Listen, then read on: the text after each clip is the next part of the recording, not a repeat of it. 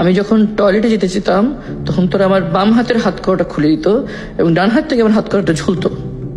টয়লেটে এসে আমি চোখটা একটু বড় করে খুলতাম, খুলে ওই ডান হাত কড়ার যে অংশটুকু ঝুলছে সেটা দিয়ে দিন সকালে টয়লেটে আসে একটা দাগ দিতাম।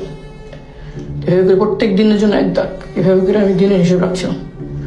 আনুমানিক 6 মাস পর্যন্ত আমি এভাবে হিসেব রাখতে পারি। এরপর 6 মাসের মাথায় একবারে গার্ড বুঝে ফেলে যে আমি এভাবে এখানে দাগ দিয়ে হিসেব রাখছি। পরে অনেকজন রুমে আসে এবং আমাকে খুব বকাঝকা করে, খুব দুর্ব্যবহার করে এবং স্কেপার দিয়ে ঘষে সেই দাগগুলো সব উঠে দেয়। এই সেলে যখন আমি ছিলাম তখন বুঝতে পারতাম না যে বাইরে কি দিন না রাত। একবারের জন্য বলেনি আমি কোথায় আছি। আমার কাছে মনে হতো যে আমাকে জীবন্ত কবর দিয়ে দেওয়া হচ্ছে।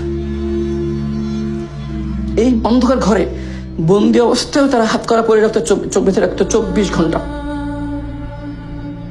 তখন আমি এটা কোনোদিন মানতে পারছিলাম না। বারবার বলতাম যে আমি তো বন্দি অবস্থায় আছি, দেয়ালের ভিতরে আছি, দরজা বন্ধ, এখানে কেন আমাকে চোখ বেঁধে রাখতে হবে, হাত করা পরে রাখতে হবে 24 ঘন্টা।